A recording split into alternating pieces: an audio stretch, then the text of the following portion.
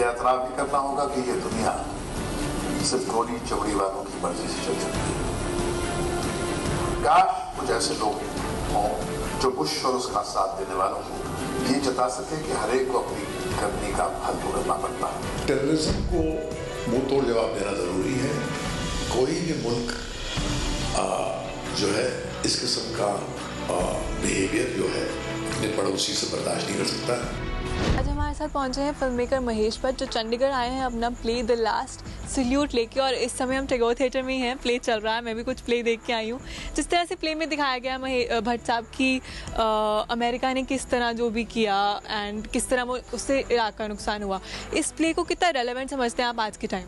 देखिए, जो 2003 में जो पत्र मैंने लिखा था टू दी सेनेटर, जिसने मुझे on behalf of the president of United States एक न्योता दिया था to come and resolve the problem of the world through prayers, तो मैंने उस वक्त अपने पत्र में कहा था कि अगर हम इराक पे एक मिलिट्री एक्शन लेते हैं जबकि आपके पास कोई ठोस सबूत नहीं है, तो उनके पास वेपन्स ऑफ मास डिस्ट्रक्शन है कि नहीं, तो उसके बहुत सीरियस परिणाम होंगे।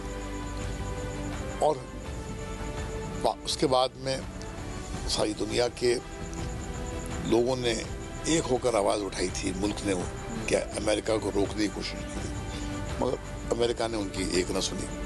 और उसके बाद में जो हुआ दुनिया जानती है। मगर ये जो जताया जा रहा था अमेरिका हुकूमत से, जो जता रही थी कि ये जो transition from dictatorship to democracy जो हुआ है, ये ऑलमोस्ट एक ब्लडलेस, कोई खून बहा ही नहीं है, बहुत मिनिमम नुकसान हुआ है और अचानक डेमोक्रेसी वहाँ पर आ गई, ये बिल्कुल गलत है।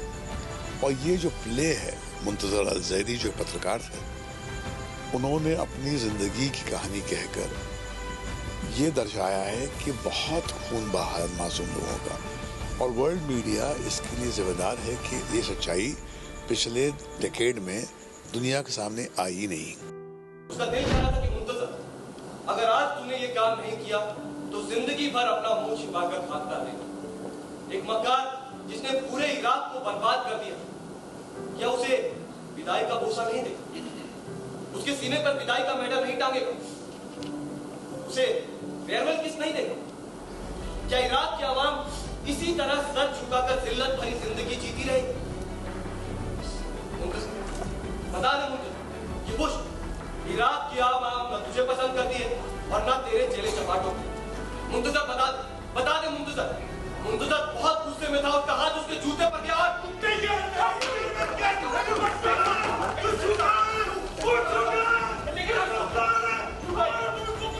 इसकी रेलेवेंस इस प्ले की ये है कि आईसिस जो आज एक रियलिटी है, वो एक बहुत ही सीरियस मुल्क के लिए प्रॉब्लम है। इसलिए है क्योंकि उस वक्त जो आपने किया उसकी कीमत आप पे कर रहे हैं।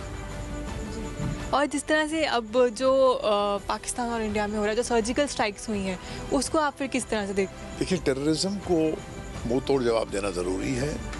कोई भी मुल्क जो है इस किस्म का बिहेवियर जो है अपने पड़ोसी से बर्दाश्त नहीं कर सकता कि अगर आप कोवर्टली ओवर्टली उन फैक्शंस को सपोर्ट कर रहे हैं जो यहाँ पर आतंक फैला रहे हैं, तो आपको उसका जवाब देना पड़ेगा, उसके कॉन्सिक्वेंसेस झेलने होंगे। मगर मेरा ये मानना है कि सिविल सोसाइटी से हमें अपने रिश्ते बरकरार रखने चाहिए, क्योंकि पीपल टू पीपल कांटेक्ट जो है बहुत ज़रूरी है। पर इसका सोल्यूशन भी आपको क्या लगता है इसी में है सोल्यूशन? बिकॉज हमने इतने टाइम तक कॉर्डियल रिलेशंस मेंटेन किए, हम आज भी कोशिश करते हैं, पर फिर भी वो सोल्यूशन हमें नहीं मिल रहा। मिलिट्री एक्शन से कभी सोल्यूशन तो आया ही नहीं। ये मेरा ओपिनियन नहीं, इतिहास चीख के कहता है।